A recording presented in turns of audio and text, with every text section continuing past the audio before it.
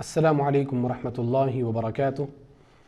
الحمد للہ رب العالمین والصلاة والسلام علی سید الانبیاء والمرسلین نبینا محمد وعلی آلہ واصحابہ اجمعین ومن تبعهم بإحسان الى یوم الدین، واشہد ان لا الہ الا اللہ وحدہ لا شریک لہ واشہد ان محمدا عبدہ ورسولہ اما بعد۔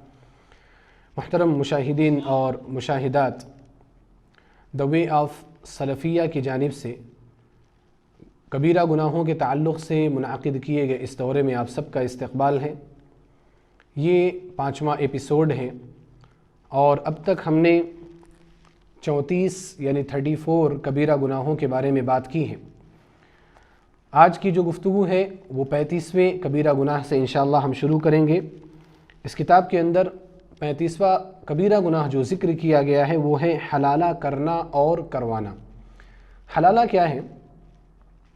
شریعت اسلامیہ نے طلاق کی ایک صورت پیدا کی ہے کہ اگر میاں اور بیوی کے درمیان تعلقات اچھے نہیں ہیں، درست نہیں ہیں، اور آگے بھی ان کے تعلقات اچھے ہونے کی امید نہیں ہے تو طلاق دینے کی اجازت اللہ سبحانہ وتعالیٰ نے دی ہے۔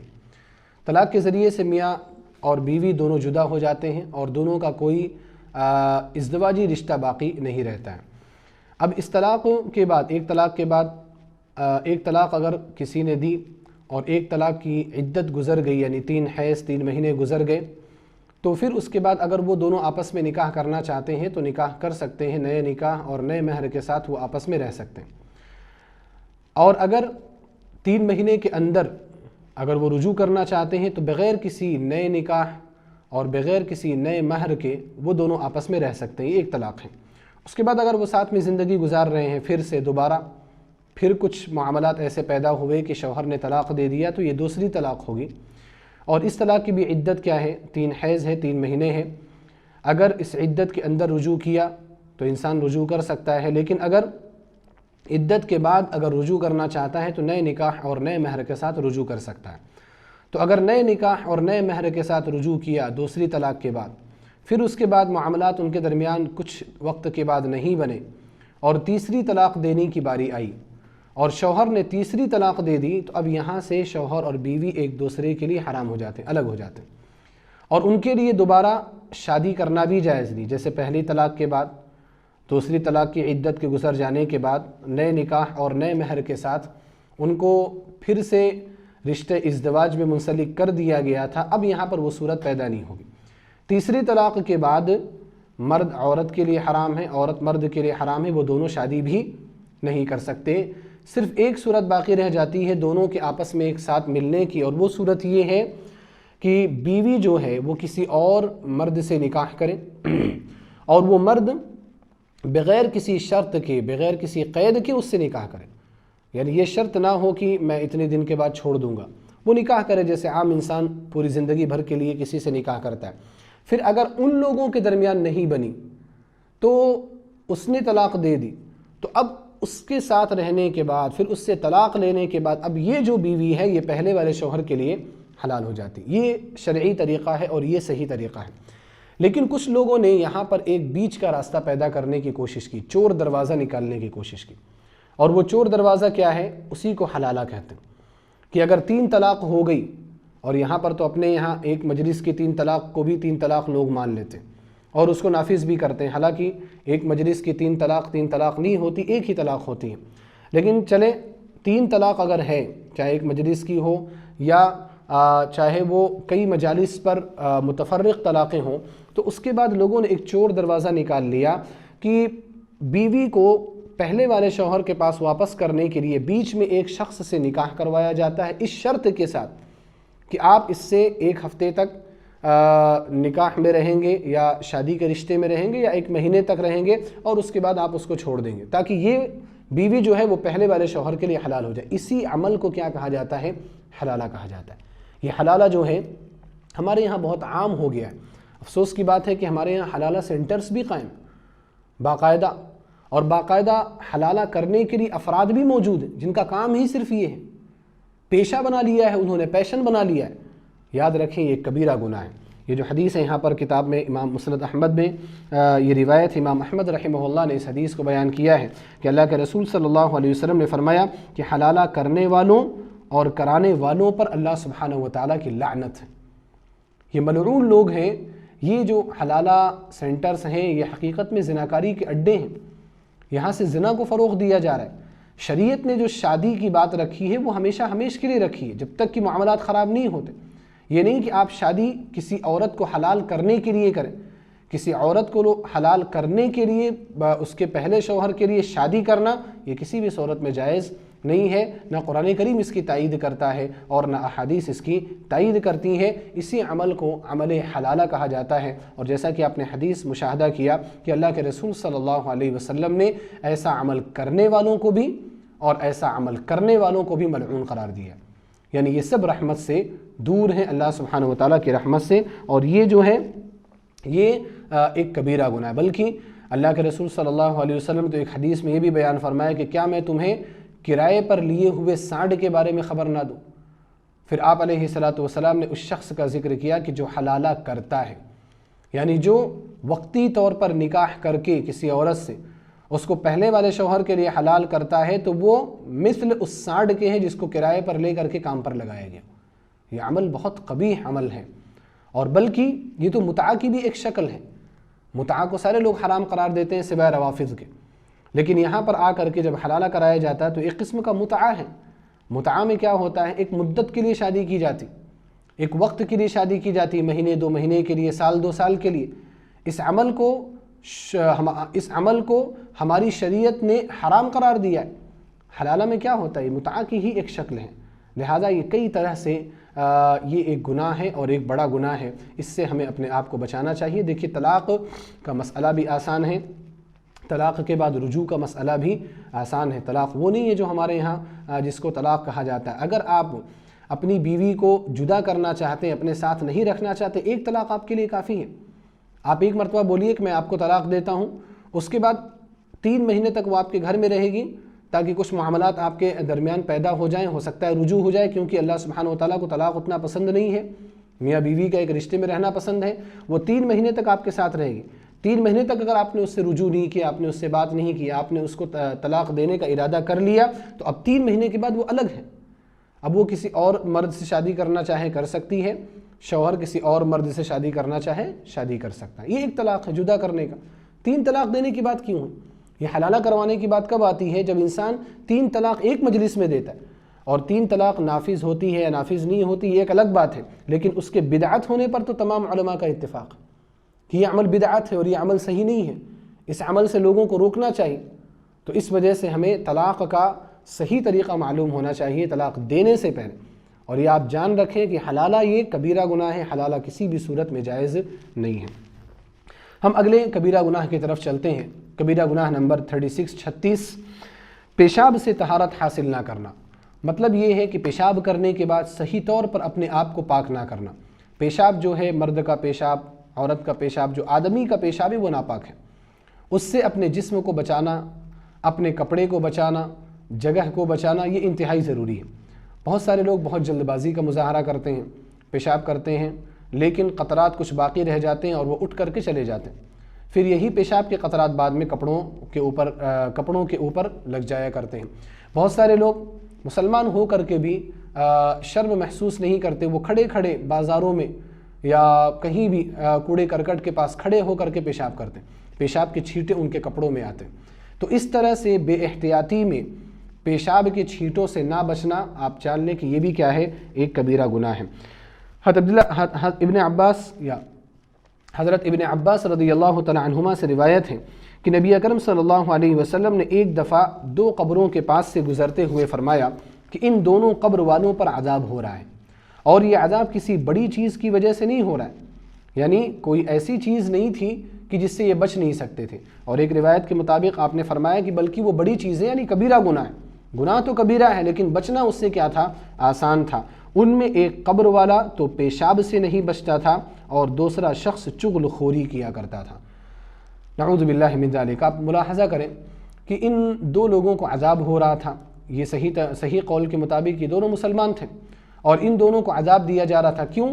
ایک شخص کو عذاب کیوں دیا جا رہا تھا؟ پیشاب کے چھینٹوں سے نہ بچنے کی وجہ سے، یعنی وہ طہارت کا اتنا اہتمام نہیں کرتا تھا۔ اور دوسرے کو جو عذاب دیا جا رہا تھا وہ شخص چغل خوری کرتا تھا، غیبت۔ اس سے پتہ چلتا ہے کہ غیبت بھی کبیرہ گناہ ہے، اور اس کا ذکر بھی انشاءاللہ مفصل آگے آ رہا ہے۔ تو آپ اس سے اندازہ لگائیں کہ طہارت کو کتنی اہمیت شریعت نے دی۔ اللہ تعالیٰ نے فرمایا، آگے ایک آیت ہے، وَثِيَابَكَ فَطَهِّرْ، اے نبی صلی اللہ علیہ وسلم آپ اپنے کپڑوں کو پاک رکھیے۔ یہ حکم نبی صلی اللہ علیہ وسلم کو دیا گیا، اور بلکہ یہ تو ابتدائی احکام میں سے ہے، یہ دوسری وحی کا حکم ہے۔ پہلی وحی میں تعلیم کی طرف توجہ دلائی گئی، اور دوسری وحی میں پاکی اور صفائی کی طرف توجہ دلائی گئی۔ لہٰذا ایک مسلمان کو ہمیشہ پاک اور صاف رہنا چاہیے، خاص طور پر پیشاب کے چھینٹوں سے اور اس طرح کی نجاست والی چیزوں سے اپنے آپ کو بالکل بچا کر کے رکھنا چاہیے۔ افسوس کی بات ہے کہ بہت سارے نوجوان ایسے ہیں جو استنجا کرنے کے بعد پیشاب کرنے کے بعد وہ استنجا نہیں کرتے، وہ پانی استعمال نہیں کرتے، غیر مسلموں کی طرح سے وہ زندگی گزار رہے ہوتے، ناپاک رہ کر کے یا ناپاکی کی حالت میں وہ زندگی گزار رہے ہوتے۔ ذرا ایسے لوگوں کو ایک مرتبہ یہ تصور کرنا چاہیے کہ کہیں ایسا نہ ہو کہ اس حالت میں ہی ان کی روح قبض کر لی جائے۔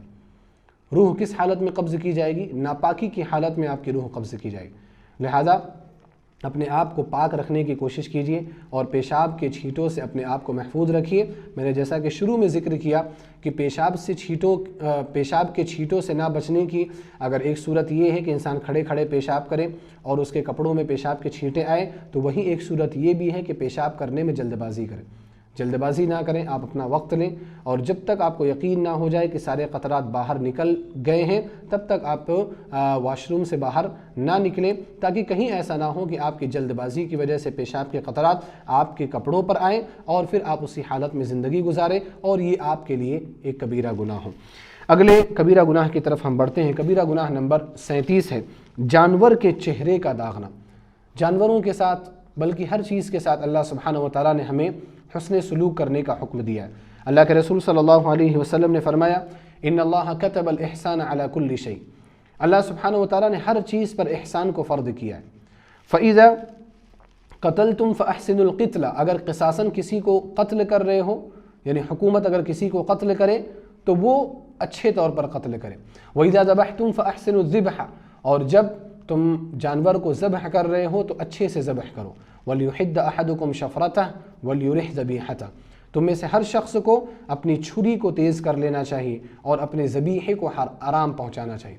آپ دیکھیں اللہ کے رسول صلی اللہ علیہ وسلم نے جانوروں کے ساتھ حسن سلوک کرنے کا حکم دیا۔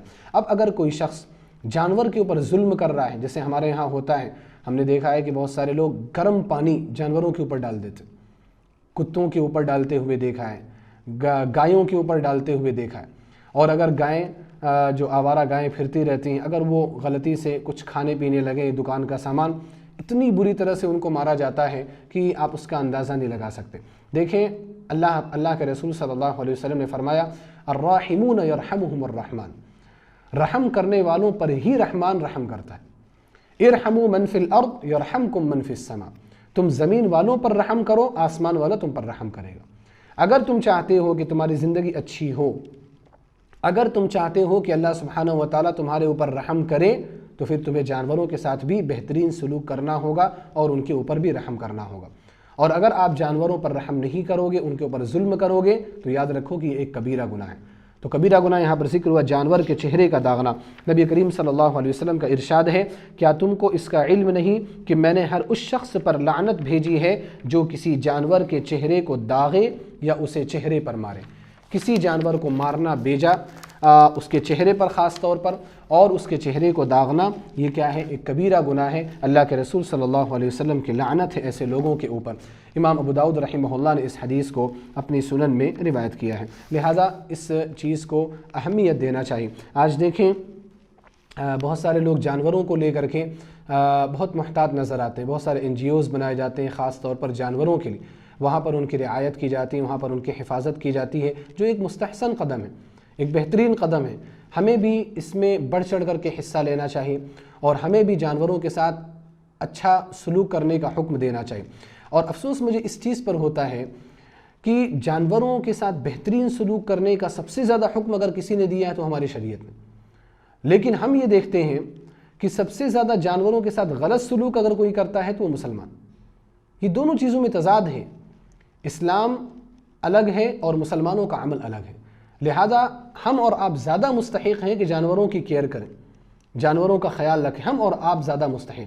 ٹھیک ہے، ہم اس لیول پر نہیں جائیں گے جس لیول پر لوگ پہنچ گئے ہیں کہ جانوروں کو تو بہت زیادہ سیکورٹی دی جا رہی ہے، لیکن انسانوں کے خون اور انسانوں کے جان کی پرواہ نہیں ہے. ٹھیک ہے، وہ چیز بھی غلط ہے، لیکن شریعت نے رحم کرنے کا تو حکم دیا ہے. ہم ان کی حفاظت تو کر سکتے ہیں، ہم ان کو کھانے کے لیے کچھ دے سکتے ہیں. اگر یہ سب نہیں کر سکتے تو کم از کم ان کو مارنے سے تو بچ سکتے، ہم ان کو تکلیف پہنچانے سے تو بچ سکتے ہیں. لہذا کسی کو بھی آپ تکلیف مت پہنچائیں، خاص طور پر جو کمزور ہیں، جو گونگے ہیں، یعنی یہ جانور یہ بول نہیں سکتے نا، ان لوگوں کی آہ بڑی خطرناک ہوتی ہے.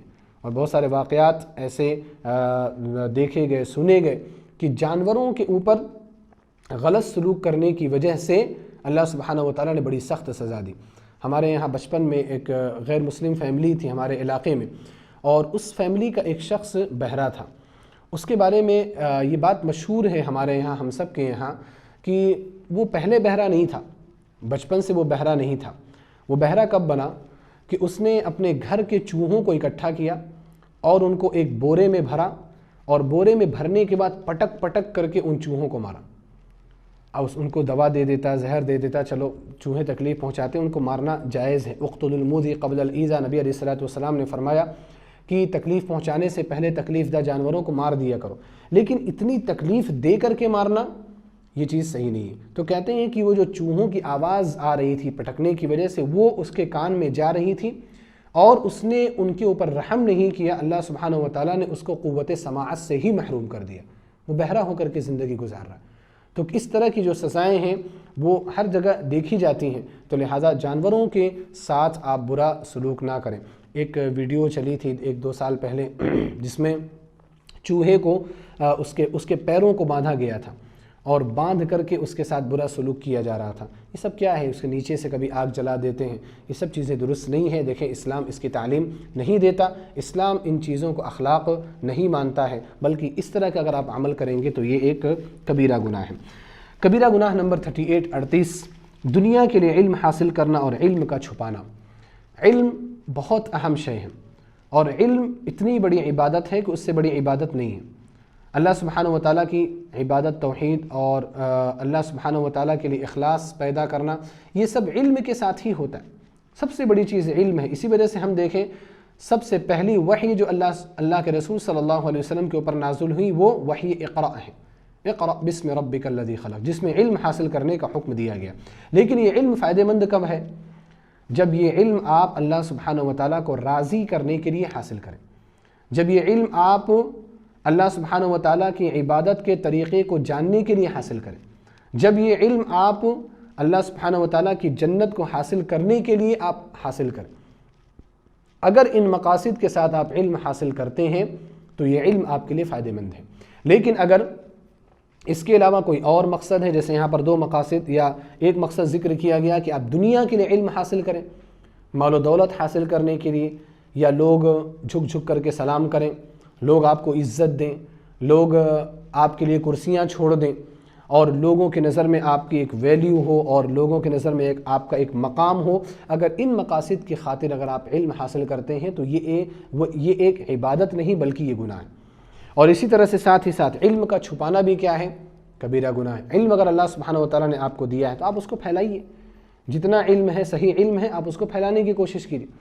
اگر کوئی شخص آتا ہے آپ کے پاس سوال کرنے کے لیے اور آپ نے سوال کا جواب صحیح جانتے ہوئے بھی آپ نے اس کو منع کر دیا کسی بھی وجہ سے، تو یہ علم کا چھپانا ہے اور یہ بھی ایک گناہ ہے. اللہ سبحانہ و تعالیٰ کا ارشاد ہے سورہ بقرہ آیت نمبر 159 اور 160 میں، ان الذین یکتمون ما انزلنا من البینات والہدی، کہ وہ لوگ جو ان دلائل کو اور ان ہدایت کی باتوں کو چھپاتے ہیں جو ہم نے نازل کی ہیں، من بعد ما بیناہ للناس فی الکتاب، جب کہ ہم نے قرآن کریم میں واضح طور پر ان چیزوں کو بیان کر دیا ہے، اولئک یلعنہم اللہ، تو جو لوگ چھپاتے ہیں اللہ سبحانہ وتعالیٰ ان کے اوپر لعنت کرتا ہے، ویلعنہم اللاعنون، اور لعنت کرنے والے بھی ان کے اوپر لعنت کرتے ہیں، ہر لعنت کرنے والے کی لعنت ان کے اوپر ہے، الا الذین تابوا، سوائے ان لوگوں کی جو توبہ کر لیں، واصلحوا، اور اپنے آپ کو درست کر لیں اور تربیت کرنے کی کوشش کریں، وبینوا، اور لوگوں کے لیے واضح طور پر علم کو بتائیں، فاولئک اتوب علیہم، اللہ سبحانہ وتعالیٰ نے فرمایا کہ میں ایسے لوگوں کی توبہ قبول کرتا ہوں، وَأَنَا التَّوَّابُ الرَّحِيمُ، اور میں توبہ قبول کرنے والا اور رحم کرنے والا ہوں۔ تو آپ دیکھیں کہ اللہ سبحانہ وتعالیٰ نے فرمایا کہ اگر کوئی شخص علم واضح ہو جانے کے باوجود، ہدایت کے واضح ہو جانے کے باوجود بھی وہ شخص علم کو چھپاتا ہے تو اللہ سبحانہ وتعالیٰ کی بھی لعنت اس کے اوپر ہے، اور تمام لعنت کرنے والوں کی بھی لعنت اس شخص کے اوپر ہے۔ لہٰذا پتہ یہ چلا کہ علم کا چھپانا ایک کبیرہ گناہ ہے، بڑا گناہ ہے۔ اسی طرح سے نبی اکرم صلی اللہ علیہ وسلم نے فرمایا کہ جس شخص نے علم دین اس لیے حاصل کیا تاکہ بحث و مباحثہ کرے نادانوں سے، یا فخر کرے عالموں پر، یا لوگوں کو اپنی طرف متوجہ کرے، اللہ اس کو جہنم میں داخل کرے گا۔ آپ دیکھیں اس روایت میں جو ابن ماجہ کی روایت ہے، اللہ کے رسول صلی اللہ علیہ وسلم نے فرمایا کہ جو شخص علم دین حاصل کرے، کن مقاصد کی خاطر؟ پہلا مقصد تاکہ نادانوں سے بحث و مباحثہ کرے، یعنی جاہلوں کے سامنے اپنا علم دکھانے کی کوشش کرے، اپنا علمی رعب جمانے کی کوشش کرے۔ حاصل کرنے کا مقصد صرف یہ ہو کہ میں بہت بڑا عالم ہوں، میں بہت بڑا جانکار ہوں۔ یا اسی طرح سے اگر کوئی شخص عالموں پر فخر کرنے کے لیے علم حاصل کرتا ہے، یعنی عالموں سے اپنے آپ کو، علماء سے اپنے آپ کو بڑا دکھانے کے لیے علم حاصل کرتا ہے، جیسا کہ آج کل کے نوجوانوں کا معاملہ ہے، 2-4 کتابیں پڑھے ہوئے ہوتے ہیں، مقصد کیا ہوتا ہے؟ عالموں سے ٹکراؤ پیدا کرنا۔ 2-4 کتابیں پڑھ کر کے عالموں کا امتحان لینے آ جاتے ہیں، ان سے سوال کرتے ہیں۔ مقصد کیا ہوتا ہے؟ یہ ظاہر کرنا کہ آپ کے پاس کم علم ہے، ہمارے پاس زیادہ علم ہے، ہمارے پاس بہت زیادہ علم ہے۔ حالانکہ اگر کوئی شخص یہ عمل کرتا ہے تو یہ اس کی جہالت ہے، اس کا علم نہیں۔ اسی طرح سے لوگوں کی توجہ اپنی طرف متوجہ کرنا، یہ چاہتا ہے کہ لوگ اس کی طرف توجہ کریں، اس مقصد کی خاطر اگر علم حاصل کرتا ہے تو اللہ کے رسول صلی اللہ علیہ وسلم نے کیا فرمایا کہ اللہ سبحانہ وتعالیٰ اس شخص کو جہنم میں داخل کرے۔ لہذا علم کا اللہ سبحانہ وتعالیٰ کو راضی کرنے کے علاوہ کوئی اور مقصد نہیں ہونا چاہیے، اگر کوئی مقصد ہے تو وہ کبیرہ گناہ کی فہرست میں آتا ہے۔ اسی طرح سے ایک حدیث میں آپ علیہ الصلوۃ والسلام نے ارشاد فرمایا کہ جس نے علم کو جس سے اللہ کی رضامندی حاصل ہوتی ہے دنیا کی غرض سے سیکھا، قیامت کے دن اس کو جنت کی بو بھی نہ ملے۔ سنن ابو داؤد کی روایت ہے۔ اس حدیث میں اللہ کے رسول صلی اللہ علیہ وسلم نے یہ فرمایا کہ اگر کوئی شخص دنیا کے لیے علم حاصل کرتا ہے، لم یرح رائحۃ الجنہ، تو وہ جنت کی خوشبو بھی نہیں پائے، یعنی اللہ سبحانہ وتعالیٰ اس کو جنت میں داخل نہیں کریں گے۔ تو پتہ یہ چلا کہ دیکھیں علم اگر ہم حاصل کر رہے ہیں تو صرف اور صرف اللہ سبحانہ وتعالیٰ کی رضا کے لیے حاصل کریں، اللہ کی عبادت کے طریقے کو جاننے کے لیے علم حاصل کریں، اس کے علاوہ ہمارے پاس کوئی اور مقصد نہیں ہونا چاہیے۔ باب میں اسی طرح سے ایک اور چیز ذکر کی گئی کہ جو علم کو چھپاتا ہے، علم کو چھپانا بھی ایک کبیرہ گناہ ہے، اس کا تذکرہ بھی آیت کی شکل میں آپ کے سامنے آیا ہے۔ اگلے کبیرہ گناہ کی طرف بڑھتے ہیں، کبیرہ گناہ نمبر 39، خیانت کرنا۔ اس سے پہلے بھی خیانت کے بارے میں بات آئی ہے جب ہم نے مال غنیمت میں خیانت کے تعلق سے بات کیا تھا، تو مال غنیمت میں خیانت وہ بھی کبیرہ گناہ ہے، لیکن عمومی طور پر کسی بھی قسم کی خیانت اگر کریں تو وہ کبیرہ گناہ ہے۔ اللہ سبحانہ وتعالیٰ کا ارشاد ہے سورہ انفال آیت نمبر 27 میں، یا ایھا الذین آمنوا لا تخونوا اللہ والرسول وتخونوا اماناتکم انتم تعلمون، کہ اے ایمان والو خیانت نہ کرو اللہ اور اس کے رسول کے ساتھ، اور نہ اپنی امانتوں میں خیانت کرو حال یہ کہ تم جانتے ہو، یعنی تم جانتے بوجھتے ہوئے اللہ کے ساتھ، اس کے رسول کے ساتھ اور اپنی امانتوں کے ساتھ خیانت مت کرو، ہر طرح سے اپنے آپ کو امانت دار بنانے کی کوشش کرو۔ اللہ کے رسول صلی اللہ علیہ وسلم کا ارشاد ہے جس میں امانت داری نہیں وہ ایماندار نہیں، لا ایمان لمن لا امانت لہ، یہاں ایماندار کا ترجمہ کیا گیا ہے، حالانکہ نبی علیہ الصلوۃ والسلام ایمان کی نفی کی، لا ایمان لمن لا امانت لہ، جو امانت دار نہیں مومن بھی نہیں، اس کے پاس ایمان نہیں ہے، ناقص الایمان وہ شخص ہے، اس کا ایمان کامل نہیں ہے، اس کو اپنے ایمان کو بڑھانے کی اور اس کو محفوظ رکھنے کی فکر کرنی چاہیے۔ اور جس میں وفاداری نہیں وہ دیندار نہیں، یعنی جو شخص وعدہ کر کے اس کو پورا نہیں کرتا ہے اس کا دین کس کام کا؟ کیا دین ہے اس کے پاس؟ وعدے کر رہا ہے اس کو پورا نہیں کرتا، یہ دینداری نہیں ہے۔ امام احمد رحمہ اللہ نے اور ابن حبان رحمہ اللہ نے اس حدیث کو روایت کیا۔ اسی طرح سے اللہ کے رسول صلی اللہ علیہ وسلم نے ارشاد فرمایا کہ جس میں 4 صفات پائی جائیں وہ پکا منافق ہوگا، اور جس شخص میں ان میں سے کوئی ایک صفت ہو تو اس میں نفاق کی ایک صفت ہوگی تاں کہ اس کو چھوڑ دیں۔ ان 4 صفات میں سے ایک صفت آپ علیہ السلام نے یہ بیان فرمائی کہ وَإِذَا اؤْتُمِنَ خَان، کہ جب اس کے پاس امانت رکھی جائے تو اس میں خیانت کرے۔ اس حدیث کو امام بخاری اور امام مسلم رحمہ اللہ نے اپنی صحیحین میں ذکر کیا ہے۔ تو یہ آیت اور حدیثیں ہیں جو یہ بتاتی ہیں کہ خیانت کرنے سے اللہ سبحانہ و تعالیٰ نے منع کیا ہے۔ تو خیانت کرنا یہ کیا ہے؟ اپنے آپ میں ایک کبیرہ گناہ ہے۔ ہمارے یہاں آپ دیکھیں خیانت کی بہت ساری صورتیں عام ہیں۔ مثال کے طور پر سب سے بڑی خیانت جو ہو رہی وہ اللہ سبحانہ و تعالیٰ کے ساتھ ہو رہی ہے۔ شرک جو ہے وہ سب سے بڑی خیانت ہے۔ اللہ سبحانہ و تعالیٰ نے توحید کی شکل میں ہمیں ایک امانت دی ہے۔ اللہ سبحانہ و تعالیٰ کا مطالبہ ہے کہ ہم صرف اس کی عبادت کریں، لیکن ہم اس کے علاوہ غیروں کی طرف رخ کر کے اللہ سبحانہ و تعالیٰ کے ساتھ خیانت کر رہے ہیں۔ اسی طرح سے دوسری جو بڑی خیانت ہے اللہ کے رسول صلی اللہ علیہ وسلم کے ساتھ خیانت۔ آپ علیہ السلام کے ہمارے اوپر حقوق ہیں۔ ہم نے جب اشہد ان محمد رسول اللہ کہا تو ہم نے وہاں پر یہ تہیہ کر لیا کہ اب ہماری ساری خواہشات اللہ کے رسول صلی اللہ علیہ وسلم کے فرامین کے تابع ہوں گی، لیکن ہم وہاں بھی خیانت کرتے ہیں۔ ہمیں سنتوں کا علم نہیں ہے، ہمیں سنتوں سے محبت نہیں ہے۔ اللہ اور اس کے رسول صلی اللہ علیہ وسلم نے جس طریقے سے زندگی گزارنے کا حکم دیا ہے ہمیں وہ طریقہ پسند نہیں ہے، ہمیں وہ زندگی پسند نہیں ہے۔ ہمیں کرکٹرز کی زندگی پسند ہے، ہمیں شوبیز کی دنیا والوں کی زندگی پسند ہے، ہمیں ان لوگوں کی زندگی پسند ہے جو عیاشیاں کر رہے ہیں، جو حرام خوریاں کر رہے ہیں، ہمیں ان کی زندگی پسند ہے۔ اللہ اور اس کے رسول صلی اللہ علیہ وسلم کی بتائی ہوئی زندگی پسند نہیں ہے، تو یہ اللہ اور اس کے رسول کے ساتھ خیانت ہے۔ اسی طرح سے آپ دیکھیں ایک بڑی خیانت یہ ہے کہ انسان اپنے نفس کے ساتھ خیانت کر رہا ہے۔ یہ نفس جو اللہ سبحانہ و تعالیٰ نے ہمیں اور آپ کو دیا ہے، اس نفس کو کیوں دیا ہے؟ اس نفس کو اس لیے دیا ہے تاکہ ہم اللہ سبحانہ و تعالیٰ کے لیے محنت کر کے اس کو راضی کر لیں، کہ تاکہ اللہ سبحانہ و تعالیٰ اس نفس کو جنت میں داخل کریں۔ لیکن اگر ہم اللہ کی نافرمانی کر رہے ہیں تو گویا ہم اپنی نفس کے ساتھ خیانت کر رہے ہیں، اور خیانت کر کے ہم اس کو جہنم کی طرف دھکیل رہے ہیں۔ اسی طرح سے آپ دیکھیں کہ لوگوں کے ساتھ خیانت ہم کر رہے ہیں، لوگوں کے ساتھ خیانت کر رہے ہیں، مختلف قسم کی خیانتیں ہیں۔ مال میں خیانت، کوئی کسی کو مال عطا کرتا ہے، کوئی کسی کو مال دے رہا ہے، وہ مال لوٹانے کو تیار نہیں، اسی میں آپ قرض کا معاملہ بھی آپ دیکھ لیں۔ لوگ قرض لیتے ہیں، قرض لینے کے بعد انکار کر دیتے ہیں آپ نے کب دیا، یا یہ کہہ دیتے ہیں کہ ہم نہیں دیں گے، آپ کیا کر لیں گے۔ یہ بھی خیانت ہے، یہ بہت بڑی خیانت ہے، تو غنڈہ گردی ہے۔ یہ سامنے آپ کہہ رہے ہیں کہ میں آپ کا مال واپس نہیں کروں گا، اس سے بڑی خیانت کیا ہوگی؟ تو مال میں مختلف قسم کی خیانتیں شامل ہیں۔ اسی طرح سے مال میں خیانت آپ اس طرح سے بھی دیکھیں کہ کوئی شخص چلا جاتا ہے اس دنیا سے، اس کے وارثین ہوتے ہیں، اس کے مال کے وارث بننے والے لوگ ہوتے ہیں، لیکن ان کو ان کے مال میں وارث نہیں بنایا جاتا۔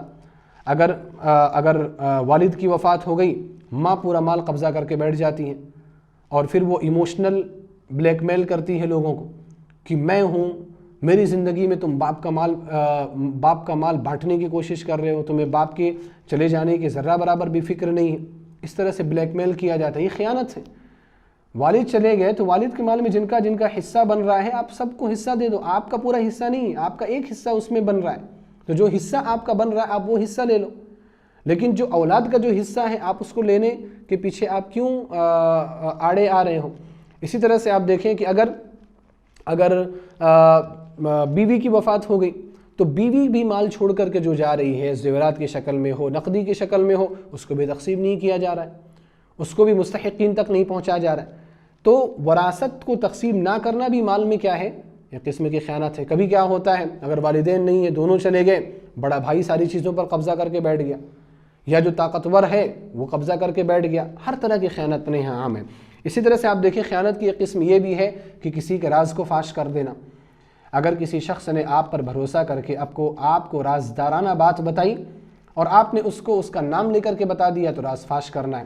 اور یہاں پر ایک چیز میں واضح کر دوں کہ علماء کے پاس، ہم جیسے لوگوں کے پاس بہت سارے معاملات آتے ہیں، لوگ اپنے معاملات شیئر کرتے ہیں اور ہم عمومی طور پر دروس میں ان کے تعلق سے بات کرتے ہیں، یہ راز فاش کرنا نہیں ہے۔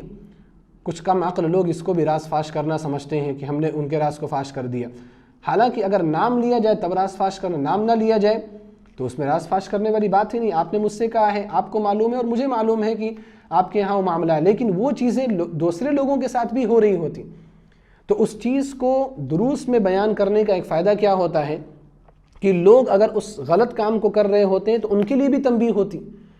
معاشرے میں آپ ہی اکیلے اس کام کو کرنے والے نہیں ہیں، اس غلط کام کو کرنے والے بہت سارے افراد ہیں، تو اگر دروس میں ان چیزوں کو ذکر کیا جا رہا ہے تو وہ آپ کے راز کو فاش نہیں کیا جا رہا ہے، بلکہ دوسرے لوگوں کی اصلاح کی کوشش ہو رہی، تو اس لیے یہاں پر کم عقلی کا ثبوت نہیں دینا چاہیے۔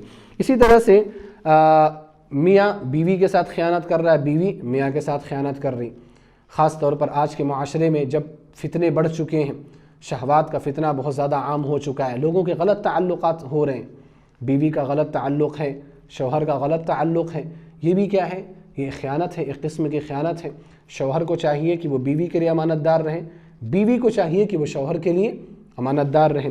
اسی طرح سے آپ دیکھیں کہ مشورہ دینے میں خیانت سے کام لیا جا رہا ہے، کوئی بھائی آتا ہے مشورہ لینے کے لیے کہ میں یہ کام کرنا چاہتا ہوں، آپ کو پتہ ہے کہ اس کام میں نقصان ہوگا، لیکن آپ پھر بھی آپ کہہ دیتے ہیں کہ بھی کر لو، شاید اس میں آپ کا کوئی فائدہ ہو، کبھی فائدہ نہیں بھی ہوتا ہے، پھر بھی آپ ٹال مٹول کر جاتے ہیں، آپ وقت دینا نہیں چاہتے، آپ مشورے میں خیانت کر رہے ہیں۔ اسی طرح سے ایک خیانت یہ بھی ہے کہ والدین بچوں کی تربیت نہ کریں، یہ بھی خیانت ہے۔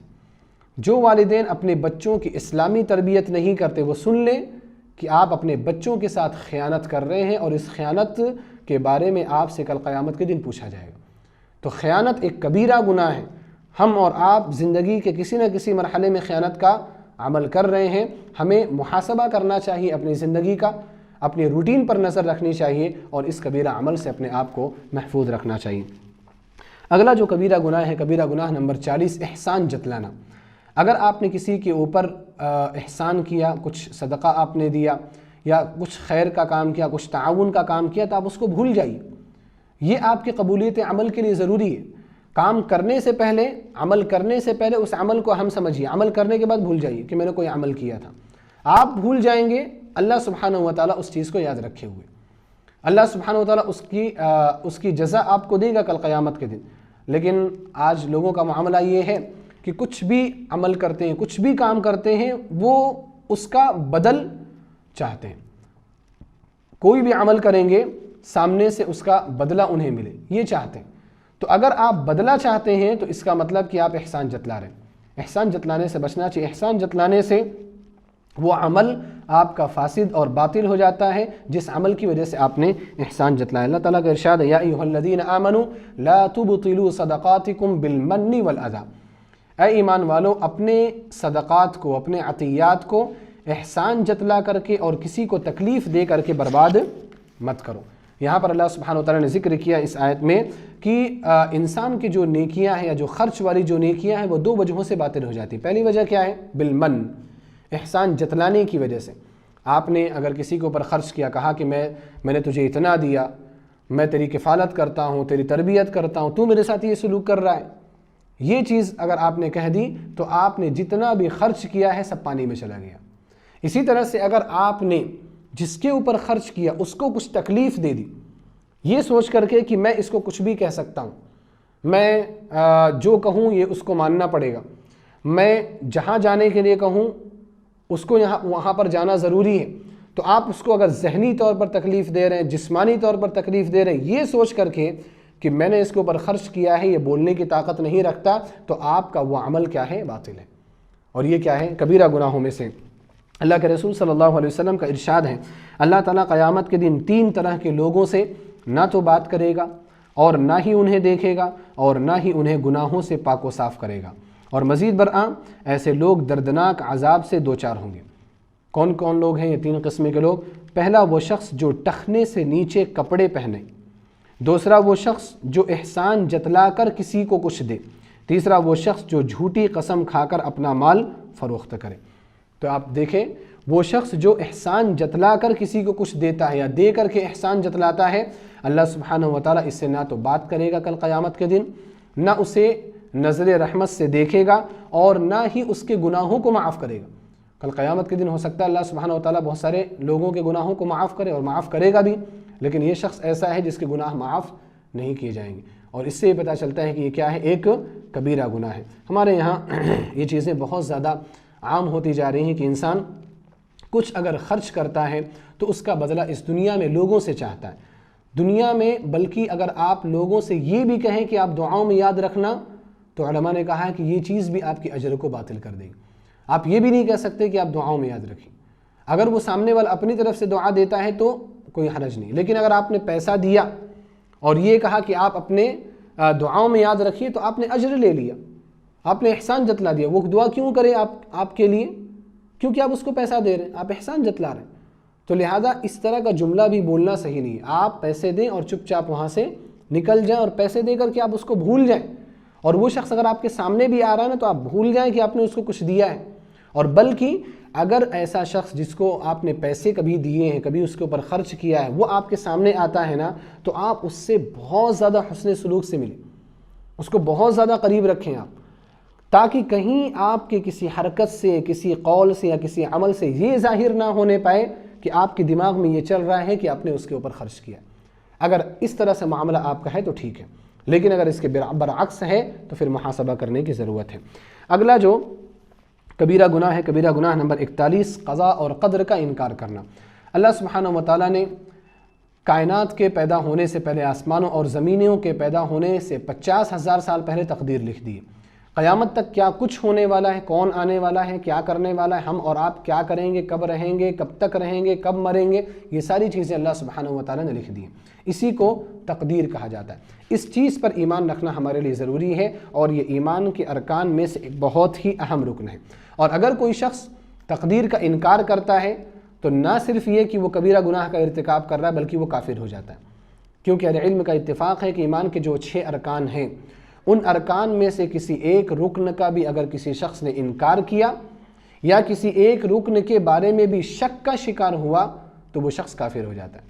تو لہٰذا یہ ایک بہت بری چیز ہے۔ اللہ تعالیٰ کا ارشاد ہے سورہ قمر آیت نمبر 49 میں، اِنَّا كُلَّ شَيْءٍ خَلَقْنَاهُ بِقَدَرٍ، کہ ہم نے ہر چیز کو تقدیر کے ساتھ پیدا کیا، ساری چیزیں تقدیر کے ساتھ ہیں۔ اسی طرح سے نبی کریم صلی اللہ علیہ وسلم نے فرمایا کہ والدین کی نافرمانی کرنے والا، تقدیر کا انکار کرنے والا اور شراب نوش کرنے والا یہ کبھی بھی جنت میں داخل نہیں ہوگا۔ یعنی جن لوگوں نے بھی تقدیر کا انکار کیا، مکذب بالقدر، یہ لوگ جنت میں داخل نہیں ہوں گے۔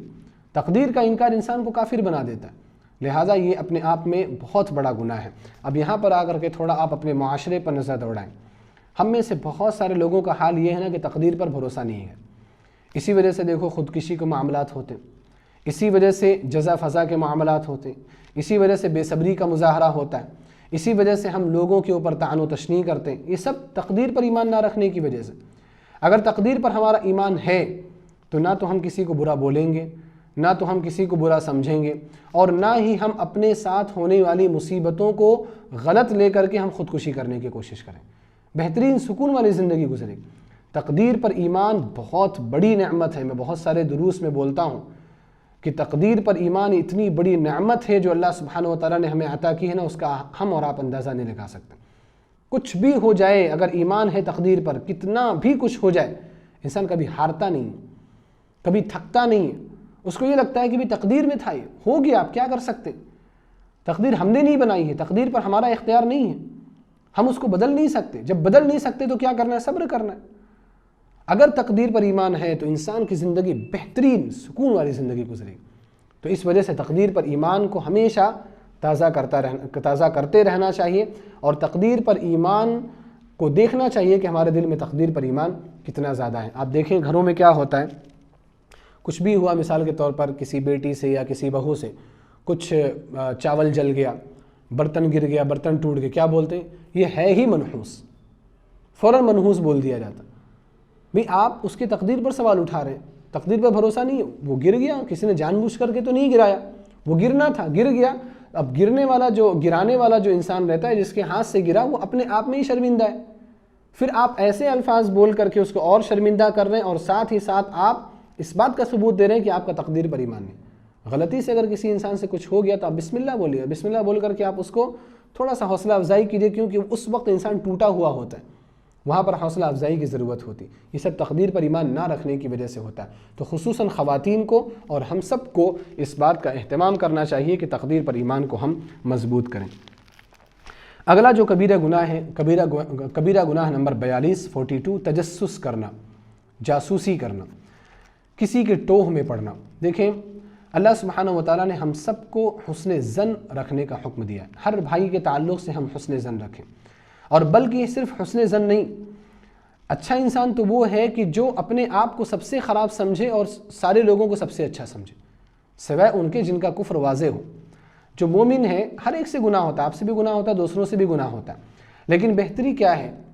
بہتری یہ ہے، خیر یہ ہے کہ آپ اپنے آپ کو سب سے برا سمجھیں اور لوگوں کو سب سے اچھا سمجھیں. اگر آپ اس ذہن کے ساتھ رہتے ہیں تو آپ بہترین انسان ہیں. لیکن اگر آپ حسن ظن نہیں کرتے، لوگوں کو اچھا نہیں سمجھتے، تو پھر یہاں سے جاسوسی والی چیزیں پیدا ہوتی. پھر آپ لوگوں کی غلطیوں کے ٹوہ میں پڑ جاتے ہیں. وہ کیا غلط کر رہا ہے، وہ کیا بول رہا ہے، وہ کیا سوچتا ہے. کیوں ہم لوگوں کے بارے میں کیوں سوچیں اتنا؟ پہلے اپنے آپ سے تو ہم فری ہو جائیں. اپنے آپ میں اتنی مشغولیت رہتی ہے، اپنے آپ کے اتنے کام رہتے ہیں کہ دوسروں کی طرف توجہ کرنے کا وقت ہی نہیں ہے. ہم دوسروں کی طرف کیوں جائیں؟ دوسروں کی طرف ہم توجہ کیوں کریں؟ تو اس لیے جاسوسی جو ہے بہت برا فعل ہے، قبیح فعل ہے، اور اسی وجہ سے اس کو گناہ کبیرہ میں شمار کیا گیا. اللہ سبحانہ وتعالیٰ نے فرمایا سورہ حجرات آیت نمبر 12 میں کہ وَلَا تَجَسَّسُوا، کہ اے ایمان والو جاسوسی مت کیا کرو. اسی طرح سے نبی کریم صلی اللہ علیہ وسلم نے ارشاد فرمایا کہ جو شخص چپکے چوری لوگوں کی ان باتوں کو سنے جن کا سننا وہ پسند نہ کرتے ہوں، یعنی کچھ لوگ بات کر رہے ہوں، آپ ان کی مجلس میں جا کر کے چپکے سے سننے کی کوشش کریں، تو اس کے کان میں قیامت کے دن سیسا ڈالا جائے گا.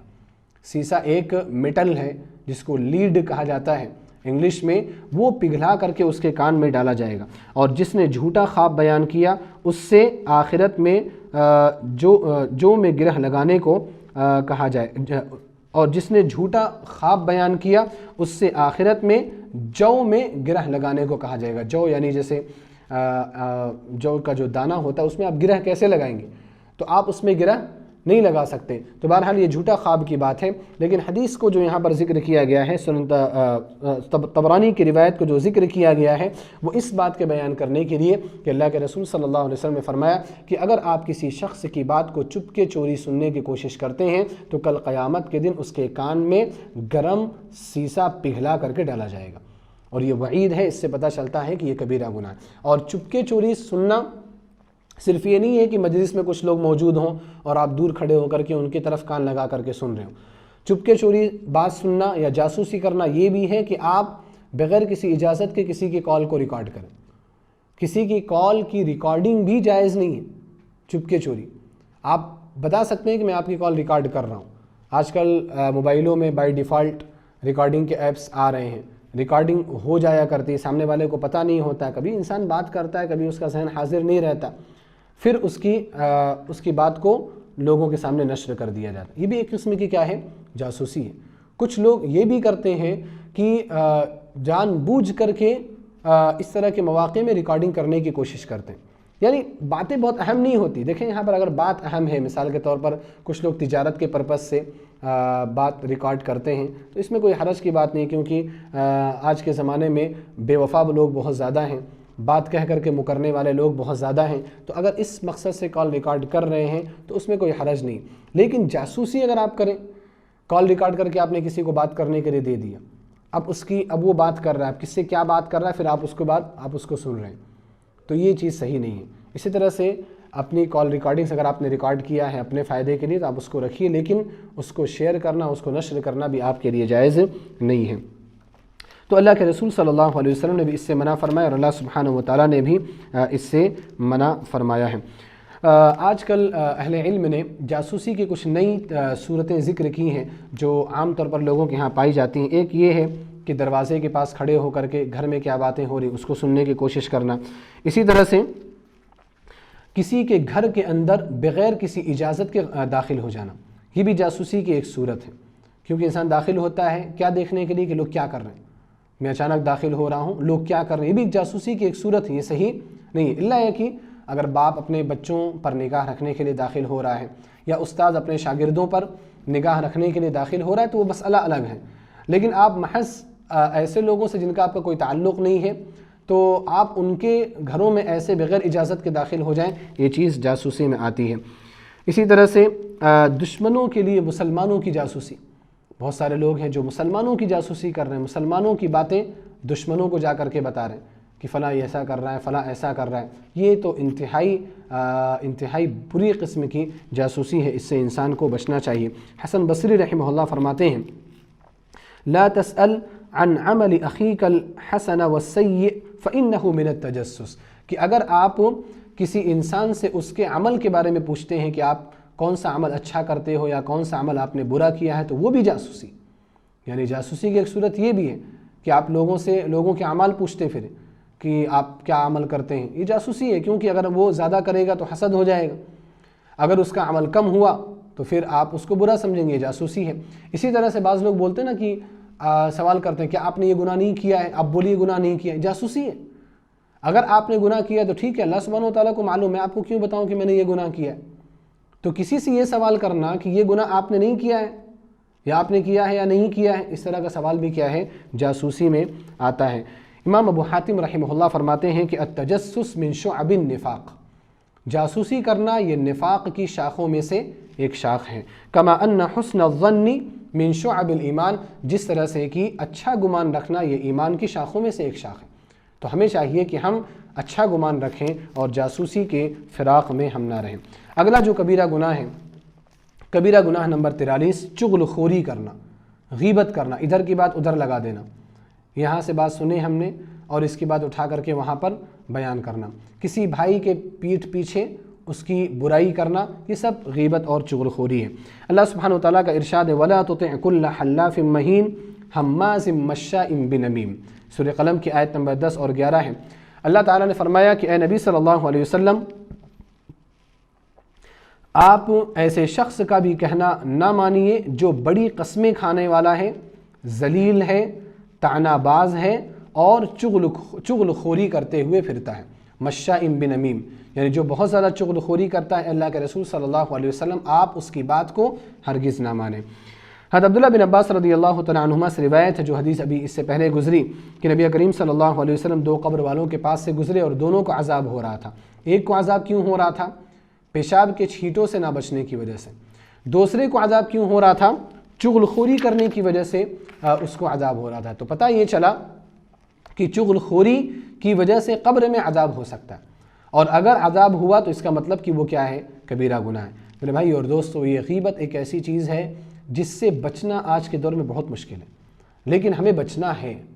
ہمیں صحابہ کرام کی طرح سے زندگی گزارنے کی کوشش کرنی ہے، ہمیں اپنے نفس کی ویسی تربیت کرنی ہے کہ ہم غیبت سے اپنے آپ کو بچائیں۔ آج بہت سارے لوگ، اچھے لوگ غیبت کر رہے ہیں، اور غیبت کرنے کا انداز الگ ہے۔ میں آپ کے سامنے کچھ ایسے انداز بتاؤں گا کہ جو بولنے والا بھی ایسا ظاہر کرتا ہے کہ میں غیبت نہیں کر رہا ہوں، حالانکہ وہ غیبت ہوتی۔ جیسے مثال کے طور پر بہت سارے لوگ تعجب کے انداز میں غیبت کرتے ہیں، ارے مجھے تو بہت تعجب ہے، اس نے ایسا کیا۔ معنی کیا ہوتا ہے؟ اس کی برائی بیان کرنا ہوتا ہے، لیکن تعجب کے انداز میں بہت تعجب ہو رہا ہے، ایسا کیسے کر سکتا ہے وہ شخص؟ یہ غیبت ہے اس کی۔ آپ اس کی برائی دوسروں کے سامنے کیوں بیان کریں؟ اگر آپ کو اتنا ہی تعجب ہے، ڈائریکٹ اس کے سامنے آپ جا کر کے بیان کیجئے، مجھے بہت تعجب ہے، آپ نے ایسا کیا، کیوں آپ نے ایسا کیا؟ اسی طرح سے آپ دیکھیں کہ کچھ لوگ درد مندانہ انداز میں غیبت کرتے ہیں، مجھے بڑی تکلیف ہے اور میں بہت سوری فیل کر رہا ہوں فلاں کے لیے، اس نے ایسا کیسے کیا؟ تو یہ جو حقیقت میں نا آپ اپنے درد کو اظہار کر رہے ہیں، درد کا اظہار مقصد نہیں ہے، فلاں کی برائی بیان کرنا یہاں پر مقصد ہوتا ہے۔ اسی طرح سے آپ دیکھیں کچھ لوگ بڑے شاطر ہوتے ہیں، چالاک ہوتے ہیں، غیبت کیسے کرتے ہیں؟ پہلے تعریف کریں گے، اس کے بعد لیکن کہہ کر کے غیبت کر جائیں گے، ارے فلاں بڑا اچھا ہے، بہت نیک ہے، بہت نمازی، لیکن اس کے ساتھ یہ مسئلہ ہے۔ یہ بھی غیبت کی ایک شکل ہے، اور یہ ایک ایسی شکل ہے جو بہت عام ہے اور اس کو غیبت نہیں سمجھا جاتا۔ اسی طرح سے آپ دیکھیں کہ بہت سارے لوگ دوسروں کی نقل کرتے ہیں، میمکری کرتے ہیں، چاہے وہ اقوال کے ذریعے سے ہو یا افعال کے ذریعے سے۔ کسی کی میمکری کرنا یہ بھی کیا ہے؟ ایک قسم کی غیبت ہے، کیونکہ آپ اس کی برائی بیان کر رہے ہوتے۔ آپ کس طرح سے چلتے ہیں، اگر آپ کے چلنے کے انداز کو کوئی کاپی کرے تو آپ کو اچھا لگے گا یا برا لگے گا؟ برا لگتا ہے، اچھا کسی کو نہیں لگتا ہے۔ یہ جو ایکٹرز کے جو میمکری کرتے ہیں، ایکٹرز وہ دل پہ پتھر رکھ کر کے بول دیتے ہیں کہ ہمیں اچھا لگ رہا ہے، لیکن اچھا کسی کو نہیں لگتا. بہت سارے لوگ کیس بھی کر دیتے ہیں، ایسے بھی واقعات ہوئے ہیں. تو کوئی بھی شخص کسی کے بات کرنے کے انداز کی نقل کرے، چلنے پھرنے کی نقل کرے یا کسی اور چیز کی نقل کرے، یہ بھی غیبت ہے. اور یہ بڑی مجلسوں میں ہو رہی ہیں اس طرح کی چیزیں، دینی مجلسوں میں ہو رہی ہیں اس طرح کی چیزیں. اس طرح کی چیزیں جائز نہیں ہیں. اسی طرح سے کچھ لوگ اس انداز میں بھی غیبت کرتے ہیں کہ ساری باتیں کہیں گے، اور اگر آپ بولیں کہ بھائی میرے آپ غیبت کر رہے ہیں تو بولیں گے نہیں، میں اس کے سامنے بھی ایسا کہہ سکتا ہوں، میں اس کے منہ پر ایسا کہہ سکتا ہوں. یہ جملہ بول کر کے بھی غیبت کرتے ہیں. بھی اگر آپ ان کے سامنے ایسا کہہ سکتے ہیں تو آپ نے ان کے سامنے کیوں نہیں کہا؟ آپ ان کے سامنے کہیے. اور اگر آپ نے ان کے سامنے کہا ہے تو ہمارے سامنے کہنے کی کیا ضرورت ہے؟ تو لہٰذا آپ دیکھیں کہ غیبت کوئی حل نہیں ہے. انسان غیبت کیوں کرتا ہے؟ یا تو اپنے حسد کو، اندر کی آگ کو بجھانے کے لیے کرتا ہے، یا انسان غیبت اس لیے کرتا ہے کہ فلاں کی شخصیت کو ذلیل کرنا چاہتا ہے. دیکھیں، ہمیں اللہ سبحانہ وتعالیٰ نے اصلاح کا حکم دیا ہے، بہتری کا حکم دیا ہے، اچھائی کا حکم دیا ہے. اصلاح کس چیز میں؟ اصلاح اس چیز میں ہے کہ اگر ہم کسی کے برے عمل کو دیکھیں تو فوراً ہم اس کے سامنے اس کو ٹوک دیں، ہم اس کو منع کریں، تنہائی میں کریں، اچھے انداز میں کریں. یہ ساری چیزیں ضروری ہیں، لیکن ہم اس کو ہی منع کریں، اس کو ہی ڈائریکٹ بولیں کہ آپ یہ غلط کام کر رہے ہیں. دوسرے لوگوں کے سامنے ہم اس کی اس طرح کی برائی بیان نہ کریں، کیونکہ دوسروں کے سامنے اس کی برائی بیان کرنا یہ کیا ہے؟ یہ غیبت ہے. تو اصلاح کا طریقہ یہ نہیں ہے. بہت سارے لوگ اس طرح کا عمل کر رہے ہیں اور اس طرح سے فساد معاشرے میں پیدا ہو رہا ہے. ہم سب کے لیے اس طرح کی چیزیں جائز نہیں ہیں. چغل خوری کرنا یہ ایک کبیرہ گناہ ہے. اللہ سبحانہ وتعالیٰ نے فرمایا وَلَا يَغْتَبْ بَعْضُكُمْ بَعْضًا کہ تم میں سے کوئی کسی کی غیبت نہ کرے. أَيُحِبُّ أَحَدُكُمْ أَن يَأْكُلَ لَحْمَ أَخِيهِ مَيْتًا فَكَرِهْتُمُوهُ کیا تم میں سے کوئی شخص یہ چاہتا ہے کہ اپنے مردار بھائی کا گوشت کھائے؟ تم میں سے کوئی بھی اس چیز کو نہیں چاہتا. تو جب نہیں چاہتے تو آپ اپنے بھائی کا گوشت اس طرح سے کھانے کی کوشش مت کریے. اور آخری بات یہ کہ دیکھیں، غیبت عام لوگوں کی غیبت ہے، لیکن علماء کی غیبت بڑی خطرناک چیز ہے. علماء کی غیبت کے بارے میں اہل علم نے کہا کہ لحوم العلماء مسمومہ، علماء کے جو گوشت ہوتے ہیں زہر آلود ہوتے ہیں. یعنی اگر آپ کسی کی غیبت کرتے ہیں تو مردار بھائی کا گوشت کھاتے ہیں، لیکن اگر آپ ایک عالم کی غیبت کرتے ہیں تو آپ مردار بھائی کا زہر لگا ہوا گوشت کھا رہے ہیں. عالم کی غیبت کرنا بہت ڈینجر اور بڑی خطرناک چیز ہے. کیوں ڈینجر ہے؟ کیونکہ عالم کی اگر آپ غیبت کریں گے نا تو اس کی شخصیت کو صرف آپ مجروح نہیں کر رہے، بلکہ آپ اس علم کے اوپر انگلی اٹھا رہے ہیں، اس دین کے اوپر انگلی اٹھا رہے ہیں جس علم کو لے کر کے وہ گھوم رہا ہے اور جس دین کی طرف وہ لوگوں کو دعوت دے رہا ہے. اسی طرح سے اگر آپ عالم کی غیبت کرتے ہیں، اپنے امام مسجد کی آپ غیبت کرتے ہیں لوگوں کے سامنے، تو ہوتا کیا ہے کہ آپ لوگوں کو اس کی باتوں کے ذریعے سے اگر ہدایت ملنے والی ہے تو آپ اس سے محروم کر دیتے ہیں. آپ کے سامنے اگر کسی نے کہا کہ امام صاحب ایسا کرتے ہیں، عالم صاحب ایسا کرتے ہیں، آپ ان کا درس سنیں گے، کیا ان کا درس آپ کے اوپر اثر کرے گا؟ نہیں کرے گا. دھیرے دھیرے لوگ درسوں سے ہٹ جائیں گے، آپ کی بات سننا پسند نہیں کریں گے. یہ ایک ایسا خطرناک عمل ہوگا جو لوگوں کو دین سے دور کرنے کا بہت بڑا ذریعہ ہوگا. اس لیے اہل علم کی اور علماء کی غیبت کرنا یہ بہت بڑا گناہ ہے. عام لوگوں کی غیبت سے یہ بہت بڑے درجے کا گناہ ہے. تو اس سے بھی ہمیں بچنا ہے اور اس سے بھی ہمیں بچنا ہے. انہی باتوں کے ساتھ میں آج کے اس درس کو ختم کرتا ہوں. اللہ سبحانہ وتعالیٰ سے اس دعا کے ساتھ کہ الہ العالمین جن کبائر کا تذکرہ ہوا ان تمام کبائر سے ہم سب کی حفاظت فرما. آمین. وآخر دعوانا ان الحمد للہ رب العالمین والسلام علیکم ورحمۃ اللہ وبرکاتہ.